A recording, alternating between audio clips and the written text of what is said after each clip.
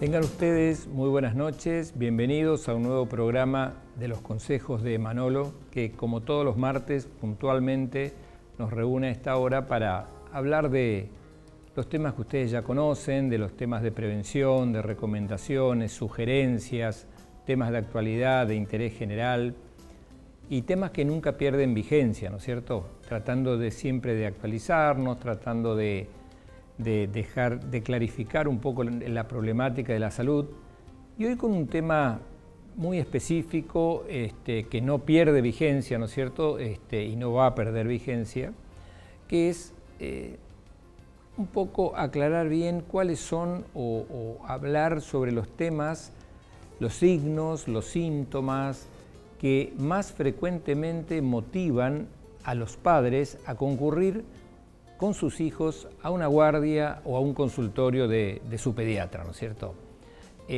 Son temas que cada tanto hay que recordarlos porque pueden ser síntomas y signos muy banales que aparentemente no sugieren ninguna enfermedad grave, o pueden ser el comienzo de un problema. Entonces, la idea es adelantarnos y decirle, bueno, ¿en qué casos debo consultar? ¿En qué casos me puedo tomar mi tiempo y puedo actuar digamos, con los métodos que ya conozco? Uno ya después de un tiempo de tratar a sus hijos sabe cuál es el punto de la fiebre, cuál es el vómito, cuándo es preocupante, cuándo no. Entonces un poco vamos a referirnos a eso, ¿no es cierto? ¿Y por qué elegí este tema para hoy? Este tema lo elegí por un motivo muy sencillo, que es, también se empezó a hablar hace unos días y se va a seguir hablando, como se habla todos los años, de, digamos, la escasez del recurso humano, la escasez de pediatras en la provincia de Misiones, ¿no es cierto? Y no es una cosa que nos atañe solamente a Misiones. Las especialidades básicas, que ustedes saben son pediatría, clínica médica, obstetricia, cirugía, son especialidades que, digamos, no abundan prácticamente en todo el país. No es un problema que se circunscriba a nuestra provincia, sino que es un problema que literalmente está afectando a todo el mundo, porque los médicos jóvenes prefieren especializarse más aún allá de las especialidades básicas, las que se llaman posbásicas, ¿no es cierto? Entonces hay anestesiólogos, hay cirujanos plásticos, hay cardiólogos, hay neurocirujanos.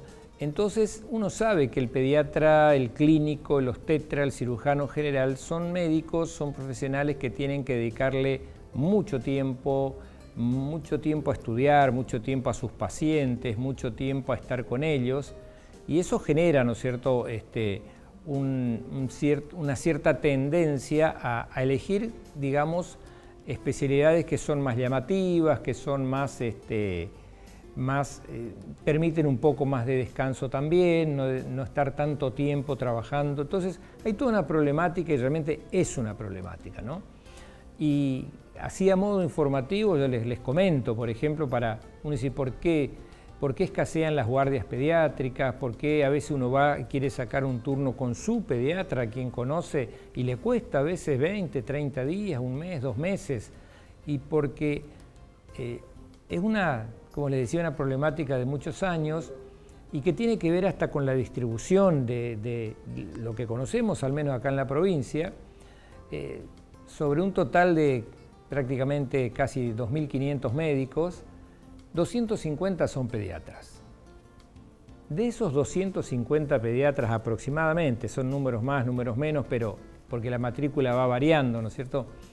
Pero calculamos que más o menos 150 pediatras están radicados acá en la ciudad de Posadas. 150 de un total de 250. Y el resto se distribuye en el interior de la provincia. Tal es así que, por ejemplo, el segundo centro importante en cuanto a conjunción de pediatras no es una casualidad que sea El Dorado. En El Dorado hay una residencia de pediatría y muchos optan por quedarse también allí. Estamos hablando de aproximadamente 25 pediatras. Fíjense que ahí nomás ya tenemos 175 pediatras de los 250 que hay en la provincia. A esto le sumamos unos 10 en Oberá, más o menos, otro tanto en Apóstoles, Puerto Rico con un poco menos, 8, 7 pediatras, Jardín América 1 o 2, Puerto Iguazú tiene 5 o 6 pediatras, entonces uno ven que hay una distribución que no es la lógica, ¿no es cierto? No es la lógica, aunque sí se toma el criterio de densidad poblacional. Entonces resulta que en los centros más poblados están agrupados la mayor cantidad de pediatras y hay lugares donde prácticamente faltan. A eso le sumamos, como les decía, las especialidades posbásicas, o sea, pediatras, primero son médicos, después son pediatras y después buscan una especialidad dentro de la pediatría, la traumatología, la neurocirugía, la alergología, la endocrinología, que estudia las glándulas, las hormonas.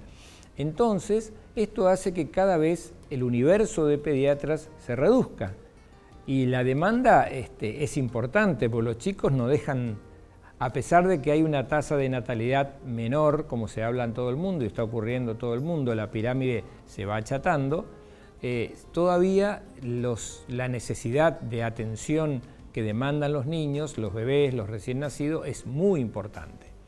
Esto explicaría un poco el por qué, uno dice, pero ¿y por qué no hay pediatras en Posadas? ¿Por qué no hay guardias pediátricas? ¿Por qué no se pueden cubrir las guardias?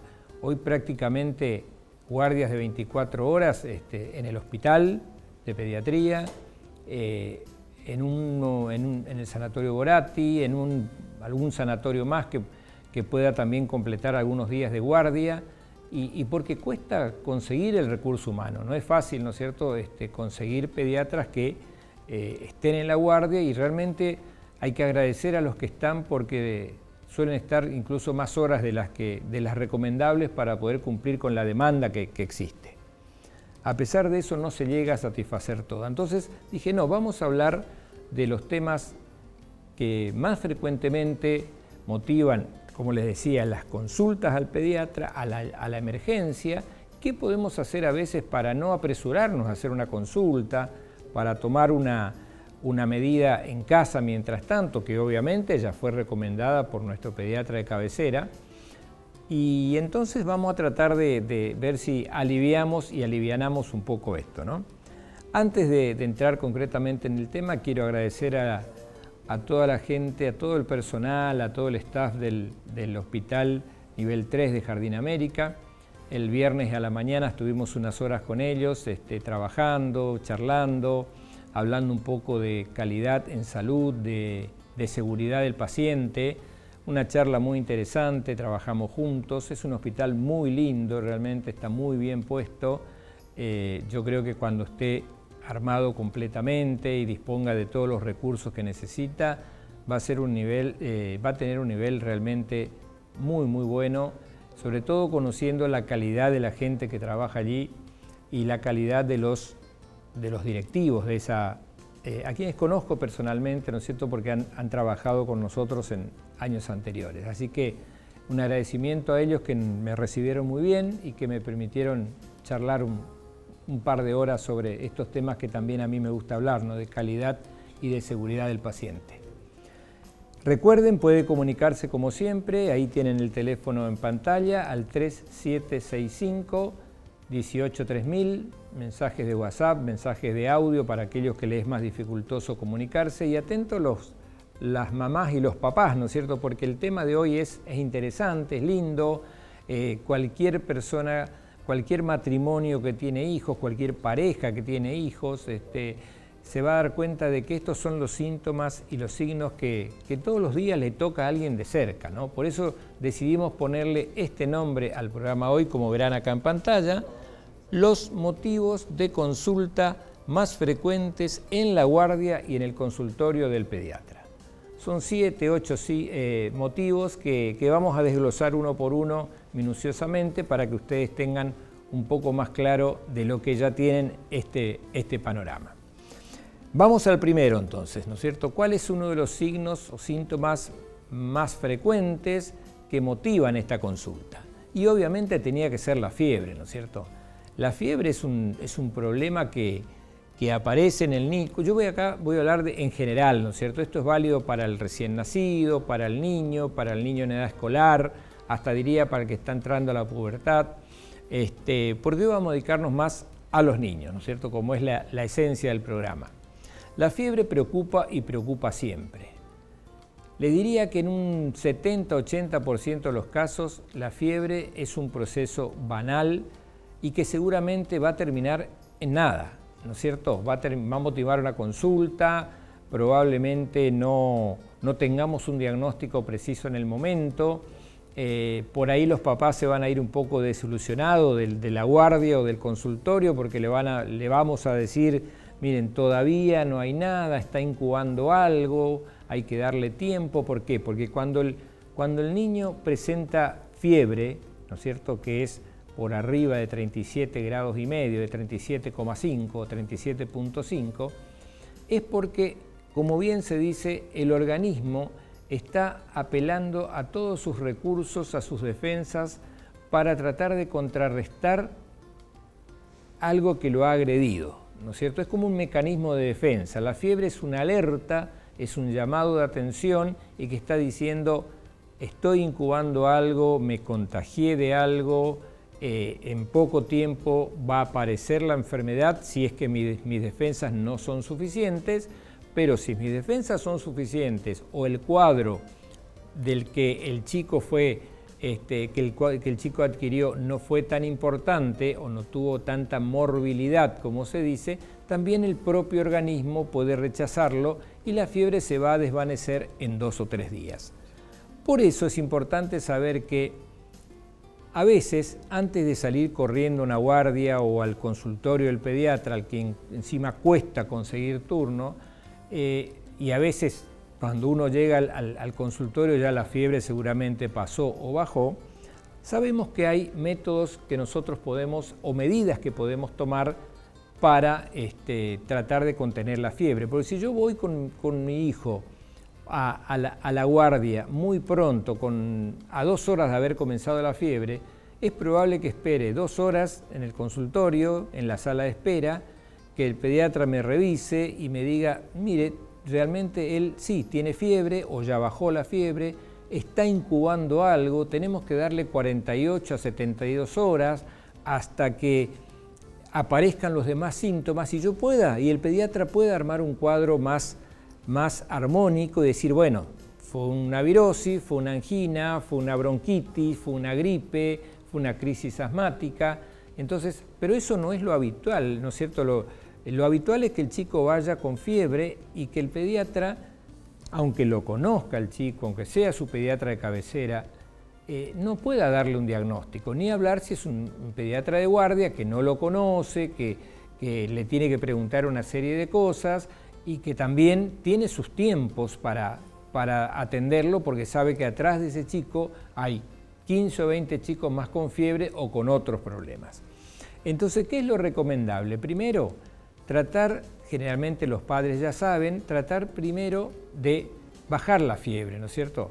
Hay métodos que son muy fáciles de utilizar, siempre teniendo ciertas alarmas o ciertos tips que yo ahora les voy a decir. Pero lo ideal primero es tratar de bajar la temperatura. Lo ideal es hacerlo con métodos caseros al principio, ¿no es cierto? Con paños fríos. Los papás por ahí tienen temor a ponerle paños fríos o agua fría a un chico que está con fiebre. Y no, al contrario, tiene que ser así.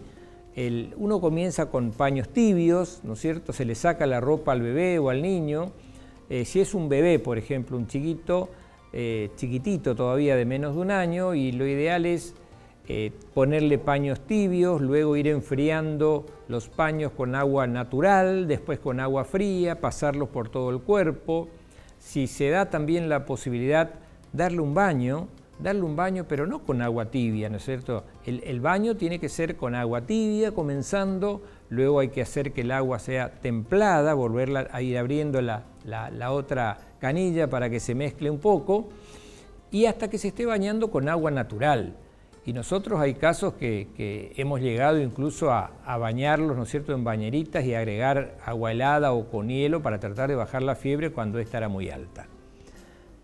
También los papás ya conocen a su hijo y saben que a veces uno le da una cucharada de algún antifebril, ¿no es cierto?, de los convencionales, hablamos del paracetamol, hablamos de la dipirona, hablamos del ibuprofeno, que eso no va a tapar nada porque lo que va a hacer es bajarle la fiebre, pero no es lo mismo que darle un antibiótico de entrada. Si yo a un chico que tiene fiebre digo, debe ser la garganta, entonces ya me voy a adelantar, voy a ganar tiempo, le voy a dar un antibiótico, yo quizás esté en lo cierto si el chico tiene una angina y estoy dándole bien.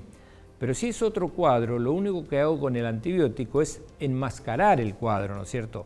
Lo voy tapando, después el cuadro va a tardar más días en aparecer y cuando aparezca probablemente sea algo más complicado de lo que pensábamos. Entonces, primero, paños fríos, eso sí que es paños fríos, un baño antitérmico, ¿no es cierto?, para bajar la temperatura, pero no es, si el chico está con 38,5, 39, no es que yo le doy un bañito y lo saco, porque lo saco con 38 y a los 15 minutos volví a subir a 39,5. Entonces, el baño tiene que ser por lo menos de 20, 30 minutos. Si es un bebé lo ponemos en una bañerita y lo vamos bañando despacito, mojándole todo el cuerpo. Si es un chico un poco más grande lo metemos bajo la ducha, le abrimos el agua tibia, luego le vamos mezclando, luego con agua natural, hasta que esté ahí 20, 30 minutos, le tomamos la temperatura y si la temperatura bajó a 37 grados, bueno, me puedo quedar tranquilo, lo saco del agua, lo seco bien, no lo abrigo como hacemos habitualmente, porque si yo vuelvo a abrigarle, el cuerpo no pierde temperatura, vuelve a concentrar la temperatura y en 15 minutos la temperatura va a subir de nuevo. Entonces, lo ideal es bañarlo hasta que baje la fiebre. Si no logro bajarle con el agua, entonces ahí voy a recurrir a algún antitérmico, que son los jarabes que les recomendaba recién. Y eso nos da un margen para decir, bueno, si bajó la fiebre y la fiebre no se presenta en las próximas 4 a 6 horas, si son las 2 de la mañana, y es preferible bajarle la temperatura, lograr que esté con una temperatura normal, o sea, sin fiebre, y al otro día a la mañana consulto tranquilo, sin apuro, y ya con un cuadro un poquito a lo mejor más abierto, porque a lo mejor es contraproducente salir a una guardia a las 3 de la mañana. Bueno, hoy no hace tanto frío, pero salir un día con 4 grados, con 5 grados, y quizás no sea lo más saludable. Encima voy a ir a un lugar donde me van a decir, con muy buen criterio, me van a decir, mire, tenemos que esperar 2 o 3 días hasta que aparezca algún síntoma y usted ahí recién va a consultar de nuevo.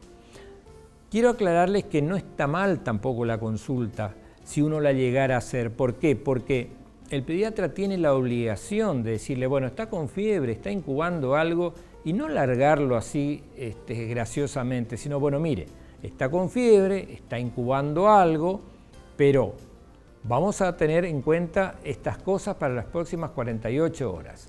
Si la fiebre cada 4 o 6 horas aparece y no baja, si el chico deja de alimentarse, si está decaído, si está somnoliento o todo lo contrario, si está irritable, no para de llorar, está molesto, si aparece la abuela que siempre aparece y dice yo no lo veo bien, las abuelas son sabias en eso. Cuando la abuela o una mamá dice yo a mi hijo no lo veo bien, eso hay que tomarlo así al pie de la letra, porque son las personas que más conocen al bebé o al niño y saben hasta qué punto lo pueden manejar y lo pueden tolerar, ¿no es cierto? Entonces, si uno recibe, bueno, le bajamos la fiebre con esto, con tal cosa, pero aparte esté atenta a estos signos que yo le dije, en ese caso va a tener que reconsultar. Porque a lo mejor también puede ocurrir que dentro de 3 días, bajándole la fiebre cada 6, cada 8 horas y no apareciendo ningún otro síntoma, la fiebre desaparezca, se aborte, por decirlo de una manera, la enfermedad no aparece porque el organismo se defendió bien y entonces el problema está superado. ¿Qué cosas debemos tener en cuenta? Y ahí sí concurrir al médico sin ninguna duda. Si la fiebre es muy alta, si la fiebre es persistente y no podemos bajarla, si es un chico menor de 2 meses, no debemos arriesgar.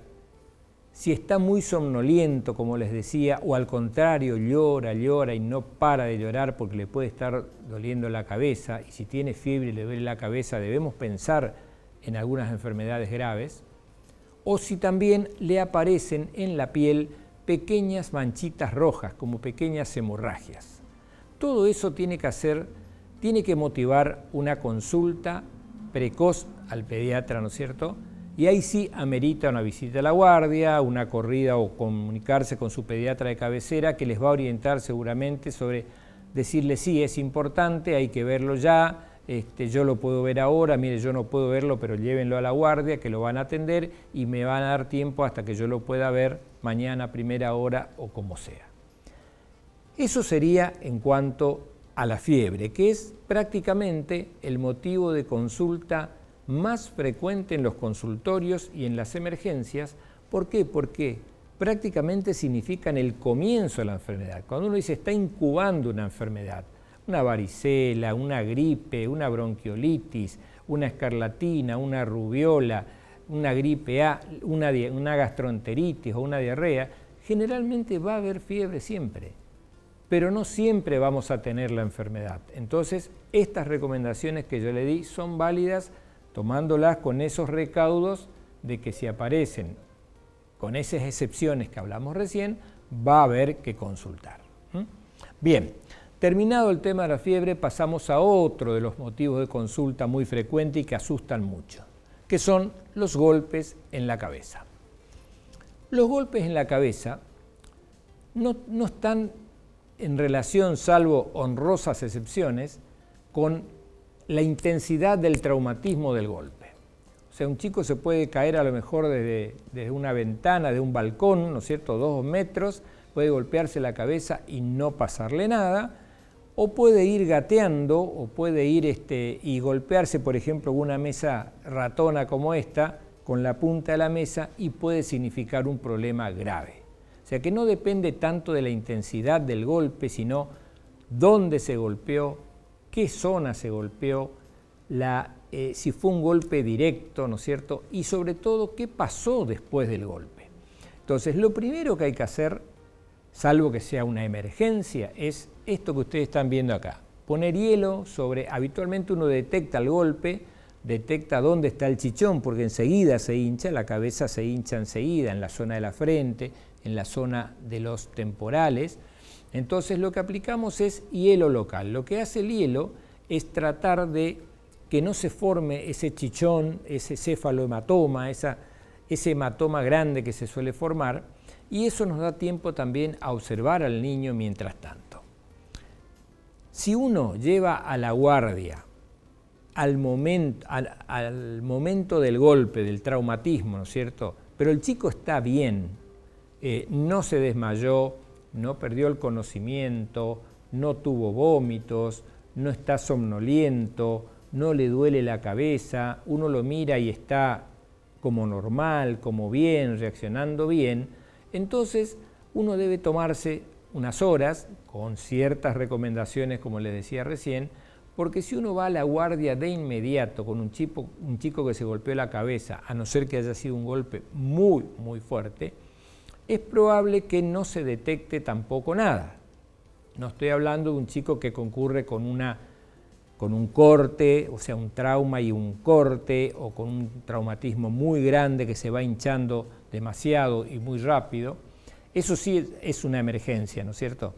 Ahora, cuando el chico se golpea en la cabeza, pero uno le pregunta cosas y responde bien, sabe cómo se llama, sabe qué está haciendo, recupera su normalidad, no se desmayó, no tiene vómitos, no le duele la cabeza, entonces es probable que si lo llevamos de inmediato a la guardia, más allá de que se pueda hacer una radiografía y que dé normal, o que le hagamos una tomografía y dé normal, eso no significa que horas después pueda surgir un problema. Porque si tuvo un golpe intenso, ¿no es cierto? A veces en el momento se puede hacer el diagnóstico si en las imágenes ya aparecen las consecuencias del golpe. Ahora, hay otras situaciones, por ejemplo, como los hematomas intraparenquimatosos, o sea, adentro de la cabeza, los hematomas subdurales, los hematomas extradurales, que van a dar síntomas o signos horas después del golpe. Entonces, yo puedo llevarlo a la guardia urgente, el médico lo va a revisar, le va a sacar una radiografía, le va a decir que está bien, pero tiene que darle ciertas recomendaciones para las próximas 12 o 24 horas que son fundamentales. En esas horas, ¿qué vamos a observar? Aparte de que le vamos a aplicar hielo para que no se hinche, a lo mejor le vamos a dar un analgésico para que no le duela, son 4 o 5 cosas que hay que decirle a los padres. Primero, que le deje hacer su actividad normal, porque está esa creencia de que al chico que se golpeó la cabeza no hay que dejarlo dormir. Imagínense, un chico que se cayó de la cama medio metro y se golpeó la cabeza, y si encima después no lo dejamos dormir, va a estar malhumorado, va a estar chinchudo, o sea, uno conoce a su hijo, sabe cómo se comporta, entonces hay que tratar de que haga su actividad normal. Entonces, yo sé a qué hora duerme y a qué hora se despierta. Yo sé si se levanta para ir al baño o si se hace pis en los pañales si es un bebé. Yo conozco si se despierta 2 o 3 veces en la noche pidiendo ir a dormir con nosotros. Entonces, si el chico tiene su actividad normal, es muy probable que el golpe haya sido nada más que un golpe sin consecuencias. Ahora, yo como pediatra tengo que recomendarles que controlen el sueño. Entonces, si duerme lo que duerme normalmente, está todo bien. Los extremos son malos. Si no duerme como consecuencia del golpe, o si duerme más de la cuenta como consecuencia del golpe, eso tiene que motivar una consulta, es un signo de alarma. Si después de unos minutos o media hora, una hora, comienza con vómitos, y vómitos que no ceden, que no es el vómito de ese chico que le cayó mal la comida o que vomita así, sino es un vómito que se llama vómito en chorro. O sea, está así sentado y de golpe vomita y vomita lejos, 1 metro, 2 metros a veces, es como que le sale de adentro un vómito que no puede controlar. Esos vómitos son vómitos neurológicos, de origen neurológico, entonces algo está pasando a consecuencia del golpe. También tengo que ver cómo es la deambulación, o sea, si el chico camina, yo tengo que controlar que camine bien, que no se vaya de costado, que no se tambalee, que no esté mareado, preguntarle si cada tanto cosas que él conoce, bueno, cómo se llama, a qué escuela va, cuál fue la tarea del día, o sea, tratar de ver si está coherente. Entonces, si ese chico que se golpeó la cabeza tiene dolor de cabeza intenso, si tuvo pérdida del conocimiento, o sea, si se desmayó después del golpe, o si cayó al piso y tuvo como una especie de convulsión, esos movimientos, esas crisis como epilepsia, ¿no es cierto?, que duran unos segundos, si está muy somnoliento o si al contrario está irritable o si tiene vómitos, eso no es una urgencia, es una emergencia, es más que una urgencia, porque es probable que por más que uno no vea y que vea un chichón o no vea nada, es muy probable que dentro del cráneo, en el cerebro de ese chico, estén ocurriendo algunas cosas, por ejemplo la producción de un hematoma. Ese hematoma empieza a crecer, empieza a agrandarse, empieza a comprimir zonas dentro del cerebro y por lo tanto eso va a dar síntomas, ¿no es cierto? Va a dar síntomas como dolor, como vómitos, como pérdida de la visión, o puede dar un dolor, por ejemplo, como un signo que es mover menos una mano, mover menos un pie, o sea, quedarse como con una paresia o una plejía, como se llama, de un lado del cuerpo. Entonces, ese es un golpe que amerita una consulta urgente. Y si no fue un golpe muy urgente, igual va a recibir en ese momento las recomendaciones que yo les decía. No nos podemos ir con una radiografía que fue normal y que nos digan está todo bien, vaya tranquilo, dentro de 3 días el que lo vea su pediatra. No, hay que darle las recomendaciones para las próximas 12, 24 y 48 horas y recitar a un control para ver si no hubo ninguna anormalidad en esas 48 horas. Bien, pasamos del dolor de cabeza y vamos a encontrar otro motivo de consulta frecuente, la tos y el broncoespasmo. Bueno, un tema muy amplio, ¿no es cierto? La tos y el broncoespasmo, que pueden ser cosas, obviamente, si hablamos de un broncoespasmo, en un chico que se sabe que hace broncoespasmo, que se sabe asmático, y ya los padres generalmente conocen lo que se llama el protocolo, ¿no es cierto?, que es lo mismo que se hace en la guardia. Un chico que consulta por broncoespasmo, que es esa crisis tipo asmática, ¿no es cierto?, donde el chico respira rápido, le chilla el pecho, está agitado, no puede respirar, tiene sensación de falta de aire, sabe que si va a la guardia le van a hacer lo que se llama el protocolo del broncoespasmo o de la crisis de asma, que consiste en una serie de aplicación de aerosoles, que todos hemos visto el otro día cuando vino el doctor Van Doncelar, el neumonólogo, que se aplican con los aerosoles, con las aerocámaras, entonces se hace un disparo, a la media hora se hace otro disparo, a la media hora se hace otro, y más o menos está en observación un par de horas en la guardia. Generalmente con eso el 70 o el 80% de los casos de los chicos resuelven su broncoespasmo y se van y vuelven a su casa con el tratamiento ya instituido por el pediatra que lo atendió. Porque los protocolos usamos todos el mismo, ¿no es cierto? El de guardia, en el consultorio, en el hospital, en el sanatorio, los protocolos están establecidos, por eso se llaman protocolos. Ahora, si en esas 2 horas no logré controlar su crisis, veo que está bajando la saturación de oxígeno, que está cada vez más agitado, que se está poniendo morado, que no puede respirar, que no puede alimentarse, entonces obviamente que ese chico va a quedar internado porque amerita una internación. Con respecto a la tos puede ser, así como le decía de la fiebre, puede ser el inicio de un cuadro gripal, de un cuadro viral, de un cuadro virósico, o puede ser también el comienzo de algo más complicado. Uno conoce al niño y sabe, bueno, nunca tuvo tos, comenzó con tos, nunca se engripó, bueno, seguramente es su primer cuadro. Hay otros que tienen la llamada la tos laringia, ¿no es cierto?, una tos seca, ronca, también se la conoce como tos de perro. Antes se llamaba falso Krupp, ¿no es cierto?, porque el verdadero Krupp era la difteria. La difteria prácticamente hacía que se cerrara la garganta, se cerrara acá las amígdalas, la laringe, y el chico se ahogaba, ¿no es cierto?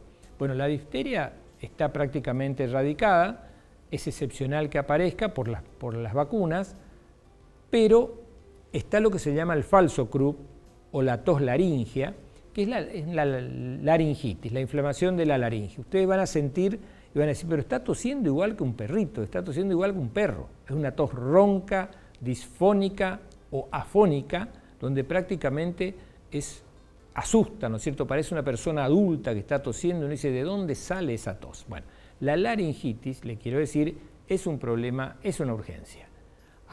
Si uno tiene la posibilidad de ir a una guardia, ir a un médico cerca, donde sea, fenómeno, es lo mejor. Si no puede, lo más práctico es, si tiene un baño con una ducha y un calefón, abrir bien el agua caliente, dejar que se llene el baño de vapor, meterse ahí adentro con el niño y que el chico respire ese vapor caliente y ponerle paños calientes en el cuello, ¿no es cierto?, en la zona del cuello, como fomentos. Eso van a ver que lo va a aliviar. Y si después queda con la tos y la tos se va espaciando, pero no tenemos dificultad para respirar, no se ahoga, no se está poniendo morado alrededor de los labios, no le falta el aire, entonces nos da tiempo. Con ese procedimiento que hicimos nos va a dar tiempo a llegar tranquilamente a una guardia, a sentarnos ahí para esperar a ser atendidos y a lo sumo toserá ronco, cada vez más espaciado y terminará con una medicación para una laringitis. La tos, en definitiva, es un problema que va a depender del tipo de tos. También hay que tener en cuenta otra cosa, un chico que está comiendo, ¿no es cierto?, está comiendo, que come solo, que está comiendo con la mamá o con los padres y que de golpe se atora, se ahoga y comienza a toser, obviamente que eso no es una tos virósica ni es una enfermedad. Eso es algo que el chico se tragó es un cuerpo extraño ahí en la laringe que quedó atravesado, que puede ser una espinita de pescado, puede ser un pedacito de hueso de pollo, puede ser un pedacito de carne que queda atorado ahí, puede ser un maní, puede ser un pochoclo, puede ser alguna galletita que se quedó atravesada, pueden ser cosas que hacen los chicos, que son cortar papelitos, cortar telas y meterse en la boca y después tragarlo, estar masticando sin darse cuenta. Entonces, eso es un cuerpo extraño en la laringe, eso es una emergencia. Hay que ir a la guardia, hay que hacer el diagnóstico y probablemente va a venir el especialista y se lo va a extraer a ese cuerpo extraño. Bien, superamos la tos, superamos el broncoespasmo y vamos a otro motivo de consulta muy frecuente. ¿Qué son los vómitos, no es cierto? Los vómitos. Muy frecuentes, ameritan habitualmente una consulta a un servicio de guardia o emergencias y pueden ser de variada intensidad y de múltiples causas. Estamos hablando de síntomas y signos que son muy frecuentes, que aparecen en la mayoría de las enfermedades.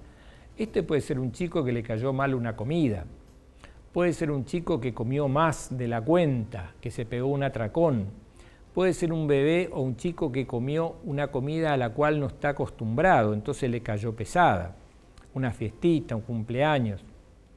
Puede ser que haya comido una comida que no esté en buen estado, ¿no es cierto? Entonces ahí ya estamos hablando de un problema un poquito más serio, una intoxicación por algún alimento. Ni hablar si se estuvo comiendo hamburguesas. Sabemos que las hamburguesas tienen que ser bien cocidas, porque las hamburguesas habitualmente se hacen congeladas, de ahí se cocinan, y si no están bien cocidas, si no están bien cocinadas en el centro, pueden contener una bacteria, ¿no es cierto?, que genera una enfermedad gravísima que afecta el riñón, que afecta el hígado, que afecta el estómago e incluso puede costar la vida, ¿no? Estamos hablando de las famosas hamburguesas que cada tanto ocasionan su problema. Entonces lo ideal son las hamburguesas caseritas, hechas en casa, con carne fresca y bien cocidas. También puede pasar no solo con las hamburguesas, con cualquier tipo de alimento que no esté bien cocido. También el vómito puede significar el comienzo de un cuadro que se conoce como gastroenteritis, o hablando aquí entre nosotros, la diarrea.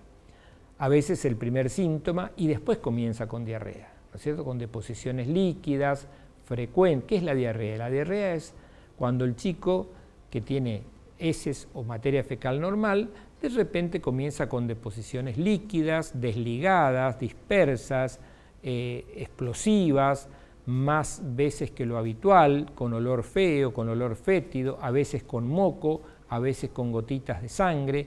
Obviamente que todo eso tiene que motivar una consulta y uno tiene que hacer rápidamente memoria y pensar qué comió anoche, qué comió ayer, qué comió en las últimas 48 horas, comió alguna comida comprada, alguna comida envasada, alguna cosa que no es lo habitual. Entonces, eso es lo habitual de los vómitos, pero también no podemos o no debemos descartar otras causas, como puede ser el comienzo de una apendicitis, porque quiero que sepan bien que los bebés y los chicos también tienen apendicitis. Quiero que sepan que los niños, 6, 7, 8, 9 años, pueden tener cálculos en la vesícula, que hablábamos el otro día con el doctor Danequilde de los cálculos en el adulto. Bueno, aparecen y con más frecuencia los cálculos en la vesícula en los niños. Y tiene que ver mucho con el tipo de alimentación, ¿no es cierto?, con el hábito de vida y con el estilo de vida que estamos llevando. Pero también pensemos que puede ser un cólico biliar, o sea, un cólico hepático, un problema de cálculos en la vesícula, puede ser también un problema apendicular o cualquier enfermedad del intestino, como en el adulto, ¿no es cierto?, un vólvulo, que es la torsión aguda de una parte del intestino.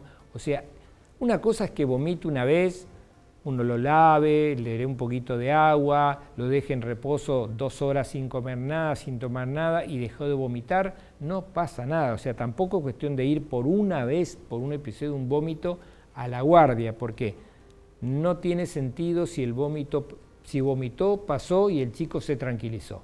Estamos hablando del chico que vomita frecuentemente, del chico que pasa 2-3 horas vomitando 6-7 veces, que se está deshidratando porque todo lo que toma lo va expulsando de nuevo. Entonces, obviamente que ese chico amerita una consulta de urgencia. Bien, estamos hablando de los signos y síntomas que motivan las consultas más frecuentemente en la guardia y en pediatría. Nos quedan 2 o 3, así que nos tomamos un par de minutos. Si hay alguna duda que tienen, pueden comunicarnos y nosotros volvemos en un par de minutos. Ya estamos.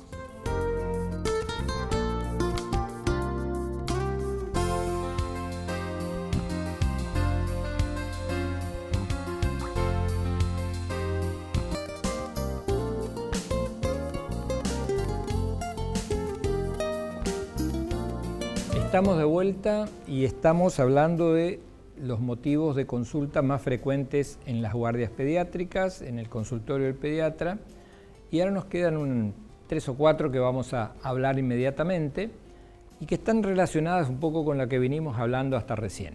Empezamos con una que es el dolor de panza, ¿no es cierto? ¿Qué chico no tuvo alguna vez dolor de panza? Está muy relacionado con lo que les decía hoy de los vómitos y de la diarrea, ¿no es cierto? Entonces vamos a juntar con el siguiente, que es la diarrea, y lo primero que uno tiene que pensar cuando a un chico le duele la panza es, como les decía, bueno, a ver, ¿qué pasó? ¿Qué comió, no es cierto? ¿Comió lo que come habitualmente? ¿Es un dolor que apareció de repente, que apareció súbitamente? ¿Es un dolor que ya lo viene teniendo cada tanto, hace un par de meses y ahora se profundizó? O sea, todo eso tiene importancia. Si es un dolor que comienza bruscamente, después de una comida abundante o después de una comida a la cual el niño no está acostumbrado, y uno tiene que pensar que es una pequeña transgresión alimentaria y que seguramente con reposo gástrico, con una dieta, tomando agüita unas horas, seguramente se va a normalizar. Ahora, si es un dolor que viene de varios días, que ahora se hace más intenso, entonces eso ya es un poco más preocupante. Puede haber alguna causa, uno tiene que consultar necesariamente, si bien no es una urgencia, organicen una consulta a su pediatra, porque ahí ya hablamos de cuadros abdominales, ¿no es cierto? Les decía hoy, de cálculos, hablamos de una apendicitis, hablamos de algún problema intestinal, hay varias enfermedades que pueden, la acidez, ¿no es cierto? Un chico que tenga reflujo gastroesofágico también puede tener dolor de panza. Entonces, el dolor de panza, el dolor abdominal aislado es probablemente una transgresión alimentaria. Cuando va acompañado de fiebre, de vómitos, de diarrea, ya está definido el cuadro, ¿no es cierto? Cuando hay algo que es típico, cuando un chico comienza con dolor de estómago o dolor de panza y con un poco de fiebre y después a las 6-8 horas ese dolor que tenía acá en la panza desaparece, pero aparece acá, en la fosa ilíaca derecha, acá donde están prácticamente donde salen las hernias, ¿no es cierto? Ahí tenemos que pensar que probablemente ese chico esté haciendo una apendicitis. ¿Por qué? Porque eso se llama cronología, ¿no es cierto? El chico comienza con dolor de panza, a las pocas horas dejó de dolerle la panza, pero dice, no, el dolor se trasladó acá, a esta zona. Entonces, cuando aparece el dolor en esta zona, es calcado y así probablemente termine en un quirófano con una pequeña cirugía para sacarle el apéndice. Eso es algo que habitualmente se ve, ¿no es cierto? Entonces acá es dieta, líquidos y si el dolor continúa, vamos al pediatra. Si le aparece otro síntoma, vómito, fiebre, el dolor no cesa y va acompañado de vómitos, incluso no solo del material, sino de vómito ya bilioso cuando está alargando lo que ya no tiene, bueno, eso tiene que motivar la consulta. Lo mismo que lo que sigue ahora, ¿no es cierto?, que es lo que les decía, que es la diarrea. La diarrea va un poco prendido con esto y consiste en ese cuadro que comenzó con dolor abdominal, un poco de fiebre y de golpe con las deposiciones líquidas. Uno conoce cuál es la frecuencia de su hijo, si va una vez por día al baño, si va 2 veces, cómo es la consistencia de la materia fecal. Ahora, si empieza a ir 3-4 veces, líquida, explosiva, con olor feo, un color raro, con moco, con pus, con sangre, eso tiene que motivar la consulta inmediata. Y vayan preparados para que el pediatra les pregunte qué comió la última vez, si comió comida comprada, si comió en la casa de un vecino, si estuvo en una fiesta, si le dieron algo que no es lo habitual, porque eso ya orientas un poco hacia el cuadro de la diarrea, que también puede ser virósica, puede ser virósica o puede ser bacteriana. Y si no, están los otros cuadros abdominales que les decía, donde tenemos que pensar ya un poquito más fino, donde seguramente le derivarán a un cirujano para que le estudie si no es una apendicitis, si no es un cólico biliar o alguna otra cosita. Bien, continuamos y vamos a encontrarnos con otro de nuestros amigos, y esto es para hablarlo, ¿no es cierto? Porque los papás generalmente tenemos urgencia en que los bebés controlen los esfínteres. ¿Qué es control de esfínteres? Que el chico deje usar pañales, o sea que haga pis y su materia fecal en el baño, ¿no es cierto? Entonces, ¿cuál es la edad donde dice, ya empiezo? ¿Hay una edad para decir, hay una estación, hay una época? No, depende de cada chico. Hay chicos que tienen 2 años y controlan perfectamente sus esfínteres, o sea, piden para ir al baño, piden para hacer pis, piden para hacer caca y ya podemos eliminar el pañal. La edad no tiene mucho que ver. Hay otros que al año y medio ya los controlan y hay otros que los controlan a los 3 años recién. Y hay chicos que tienen 6, 7 años y se hacen pis en la cama y que es una cosa totalmente normal, ¿no es cierto? Lo que se conoce como nicturia y que es hacerse pis en la cama. ¿Quién no se hizo pis en la cama hasta los 5 o 6 años en que tuvo que empezar a ir a la escuela, a la primaria, y dice, ya un poco a sentir vergüenza a los compañeritos y así lo fue corrigiendo? Pero no hay que ponerse un límite con los chicos. Lo que sí yo les puedo recomendar es lo siguiente. Esto sí le puedo recomendar. Cuando un bebé, un bebé de 1 año y medio, 2 años, ustedes se dan cuenta de que el chico se dio cuenta de que se hizo pis. Entonces, o les muestra el pañal como diciendo, me mojé, cámbienme. Ese es un signo de que estamos preparándonos. Si lo dice en el momento en que lo está haciendo, con más razón. Y si lo dice en el momento en que ya se hizo encima, pero les avisa que se hizo, si se dan esas condiciones, que se dio cuenta que se hizo, que se dio cuenta que se está haciendo, o que se dio cuenta de que ya pasó y hay que cambiarlo, quizá ese sea el motivo para empezar a instrumentar el dejar los pañales.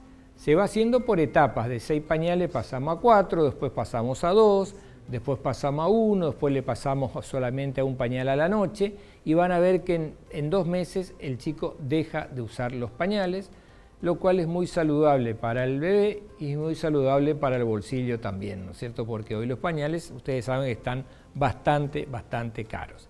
Ahora, si un chico tiene 7, 8, 9 años y no controla sus esfínteres, obviamente estamos con un problema. Y ni hablar que ahí sí pueden haber problemas neurológicos, pero eso ya es tema de otro programa. Bien, seguimos y nos vamos a encontrar con esto, ¿no es cierto? El uso de las pantallas. 2 palabras, porque esto vamos a hacer un programa en el año. Todos los años hablamos de las pantallas, de los celulares, de la notebook, de los jueguitos, de lo que ustedes quieran. Pero las únicas recomendaciones que yo les quiero dar es lo siguiente. ¿Qué es lo que hoy se está recomendando? Pues la idea es que sepamos qué es lo que pasa hoy. Un chico en su primer año de vida, no debe ser expuesto a pantallas. Estamos hablando de televisores, no tienen que ver ni este programa. No pueden estar viendo televisión, no podemos ponerle un telefonito ahí con música y que le suene para que esté mirando, menos un iPad, menos una notebook o una computadora, o sea, 0 pantallas durante el primer año. Si podemos evitarlo en los 2 primeros años, mejor todavía. Y de los 2 a los 5 años, ustedes van a decir, ¿pero qué está diciendo? Y sí, realmente estoy diciendo cosas que a lo mejor van al aire, pero las tengo que decir porque eso es lo que se recomienda. De 2 a 5 años, uno debería no permitir que las pantallas en manos de los chicos estén más de 2 o 3 horas por día. Entonces, no pantallas en el primer año, si podemos evitarla hasta los 2 mejor. De los 2 a los 5 años tratemos de que tengan un horario, 1 hora, 1 hora y media, 2 horas exagerando y después dejamos. ¿Por qué? Porque producen trastornos de atención dispersión, falta de maduración neurológica, van a madurar más tarde, no se van a socializar con sus compañeritos, van a ser los retraídos del grado, los que se están quedando, los que no pueden entablar una conversación, los que salen al recreo y se ponen a jugar con la pantalla y no socializan con chicos de su edad, se desconocen.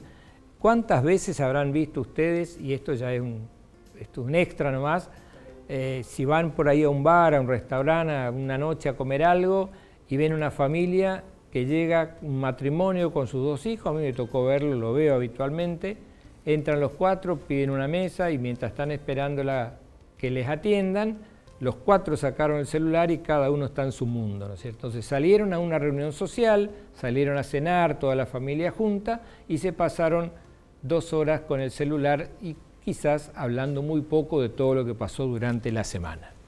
Bien, o sea que pantallas, corremos. Y tenemos, creo que un temita más, el famoso "el nene no me come". ¿A qué mamá y a qué papá no le pasó? Y ¿saben qué? Yo les voy a decir solamente una cosa. El nene come cuando tiene hambre. Cuando no tiene hambre es imposible que coma. ¿Qué hacemos nosotros? O sea, nos acostumbramos a tener un horario para comer y decimos, hay que comer. Y a veces uno se sienta a las 12 del mediodía y no tiene hambre, ¿no es cierto? Depende mucho de las costumbres. Entonces, no hay que preocuparse, menos pretender que un niño tenga desayuno, almuerzo, merienda y cena en el horario que nosotros queremos que el chico coma. ¿Por qué? Que coma de 12 a 1 porque es el horario en que yo almuerzo. Entonces me organizo mi trabajo, organizo mis actividades, mi gimnasio, mi lectura, mi televisión, en base al orden que hay en la casa. Y si el chico en ese momento no tiene hambre, no va a comer. Entonces, al principio es medio anárquico, ¿no es cierto? Tiene que comer cuando tenga hambre. Así como cuando toma el pecho, toma la teta, toma cuando tiene ganas, ¿no es cierto? Se prende y hay que darle. Bueno, con la alimentación pasa más o menos igual, hasta que llega un momento en que se va organizando, se va ayornando, se va aclimatando al ambiente de la familia, que tendrá 2 comidas, 3 comidas, 4 comidas por día, pero no debe ser un motivo de preocupación siempre y cuando el niño tenga un buen crecimiento, un buen desarrollo, ni hablemos si está tomando el pecho, con eso está cubierto, ¿no es cierto? Y que tenga por lo menos un par de comidas bien nutritivas. Ahora, si esas 2 comidas son lo que llamamos habitualmente comida chatarra, que no vamos a ahondar con eso, pues ya conocemos, obviamente que no es lo mismo que comerse un buen plato de porotos, un guiso, unas lentejas, un pedacito de carne, u otras comidas que pueden haber. Así que bueno, estamos, yo creo con esto que les dije es más que suficiente. Si el chico, ¿cuándo va a comer? Cuando tenga hambre. Esa es la realidad. Bien, y así estamos finalizando, estamos llegando a algunas conclusiones. Si uno quiere ver estos chicos, bueno, hay que tratar de priorizar estas cositas que estuvimos hablando, ¿no es cierto? Preocuparse por las cosas que realmente son importantes, aquellas que no son importantes, darle la importancia que se merece. Y algo que, bueno, que no quiero dejar terminar el programa sin decirlo, acá ayuda de mi camarógrafa, que nos dice que muchas veces le han dicho que, y esto es cierto, que el 80% de las consultas en la guardia y en los consultorios habitualmente son por patologías banales o que no meritaban una consulta. En la guardia uno ve que se van 8 chicos, 10 chicos a la consulta y de esos 8, 7 tenían fiebre, otro tuvo un vómito, un medicamento, otro y se fueron a su casa. Bueno, estuvieron en la guardia, encima con el riesgo de estar en la guardia esperando un par de horas, con suerte, con la posibilidad de haber ido por una cosa tan banal como un episodio de fiebre y volverse, ¿no es cierto?, con una enfermedad que se contagió en ese lugar.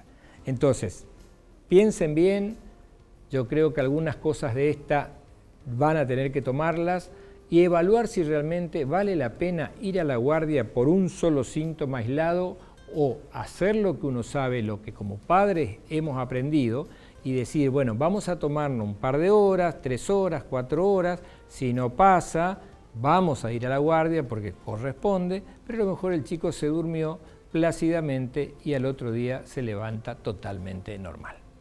Bueno, estas son las cosas que yo quería contarle. Hay muchos otros motivos de consulta, pero traté de extraer los más frecuentes. Y bueno, llegó el momento de decir si hay algunas preguntas, alguna inquietud, obviamente que vamos a tratar de contestarlas.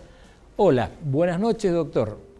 Doctor Manolo, quiero preguntarle si es normal que una criatura de 4 años tome la teta, porque conozco criaturas sin ninguna enfermedad que tienen 4 años y más y toman la teta. Bien, hay tiempos, ¿no es cierto?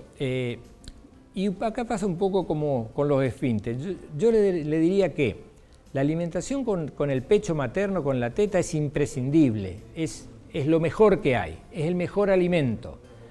Obviamente mientras sea útil. Entonces, el chico tiene que tomar la teta todo el tiempo que pueda. 2 años, 3 años, excelente. Lo que pasa que más o menos a los 2 años, se considera que hasta los 2 años el pecho lo va a alimentar. Un chico puede vivir 2 años tranquilamente tomando solamente el pecho si la mamá tiene suficiente leche. Ahora, llega un momento que la producción de leche disminuye y si el tomar esa poca leche hace que no tenga apetito y no pueda comer otras cosas, entonces es el momento de empezar a retirar el pecho e incorporar más alimento. Entonces, si este chico tiene 4 años, toma la teta por ahí cada tanto, pero come bien y está creciendo bien, no hay ningún inconveniente, ¿no es cierto? Es más bien un acto afectivo. Ahora, si este chico, por tomar la teta, ya deja de comer otras cosas, no crece, no aumenta de peso, es el momento de sacárselo. Bueno, buen programa, Manolo, explica muy bien, lo escucho cuando puedo. Bueno, muchas gracias. Seguimos. Hola, doctor, una consulta. A mi hijo le chilla mucho el pecho, ya le llevé varias veces al pediatra y tiempo a tiempo le vuelve el chillido. No sé qué hacer, ahora está así.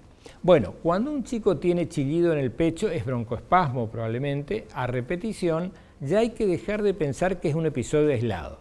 Este chico amerita una consulta con un neumonólogo, con un especialista en pulmones, en neumonología, en enfermedades respiratorias.